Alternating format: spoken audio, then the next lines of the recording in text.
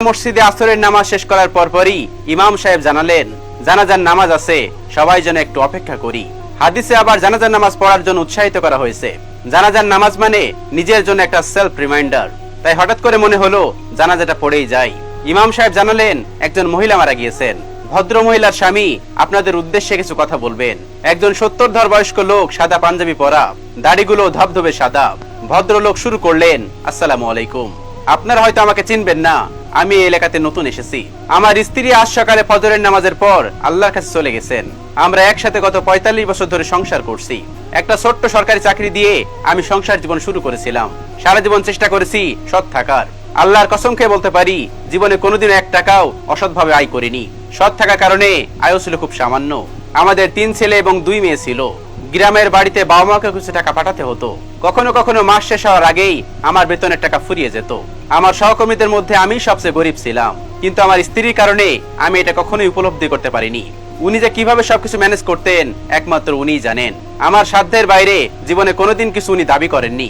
জীবনে কখনো এটা বলেননি যে আপনি এটা দিলেন না, ওটা দিলেন না। কখনো আমাকে আমার সামর্থ্য নিয়ে কষ্ট দিয়ে উনি কথা বলেননি। আজীবন ওনাকে শুধু সন্তুষ্টই দেখেছি। আমার বাবা মা মারা যাওয়ার আগে শেষ 4-5 বছর আমার সাথেই থাকতেন।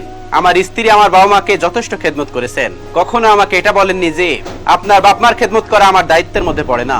সত্যি কথা বলতে, পেনশনের টাকা পাওয়ার পর হজে নিয়ে যাওয়া ছাড়া আমি ওনাকে তেমন কিছু দিতে পারিনি। তারপর উনি কোনোদিন আমাকে কষ্ট দিয়ে কথা বলেননি। আমার স্ত্রী একজন নেককার মানুষ ছিলেন। উনি উত্তম চরিত্রের অধিকারী ছিলেন। আত্মীয়তার হক রক্ষা করেছেন, পরোপকারী ছিলেন, স্বামী সন্তানদের হক আদায় করেছেন। ওনাকে আমি কখনো কোনো নামাজ কাজা করতে দেখিনি। আজীবন পর্দা করে চলেছেন। উনি ধৈর্যশীল ছিলেন এবং অল্পে সন্তুষ্ট ছিলেন। এক নাগাড়ে কথাগুলো বলে ভদ্রলোক একটু দম নেওয়ার জন্য থামলেন। এরপর আবার বলতে শুরু করলেন, আমি আসলে আমার স্ত্রীর হয়ে আপনাদের কাছে মাপ চাওয়ার জন্য এখানে কথা বলছি না। যে নারী 45 বছর ধরে তার স্বামী সন্তান এবং আত্মীয়দের হক রক্ষা করে চলেছেন, উনি অন্য কারোর হক নষ্ট করতে পারেন না। একজন জান্নাতি নারীর মধ্যে যা যা বৈশিষ্ট্য থাকা প্রয়োজন তার সবই আমার স্ত্রীর মাঝে ছিল। ইনশাআল্লাহ আল্লাহ ওনাকে জান্নাত নসিব করবেন। আমি নিজে জান্নাতে যেতে পারবো কিনা আমি জানি না। আপনারা শুধু এই দোয়া করবেন আমি যেন আমার স্ত্রীর সাথে জান্নাতে একত্রিত হতে পারি।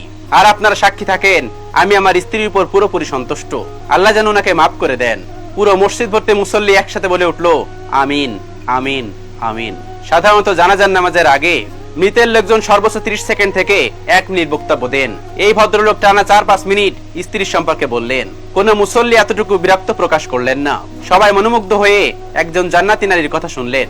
একজন মুমিনার জীবনে তার রবের তরফ থেকে সর্বোত্তম রিজিক হচ্ছে একজন নেককার স্বামী এবং স্ত্রী। এই ভদ্রলোকের কথা থেকে যেন সরাসরি এই হাদিসের প্রমাণ পেলাম। মসজিদ থেকে বের হলাম একটা অপূর্ব ভালো লাগা নিয়ে। সুখী মানুষদের কথা শোনার মাঝেও একটা সুখ আছে। আল্লাহ তাআলা আমাদের সকলকে বোঝার তৌফিক দান করুন, আমিন।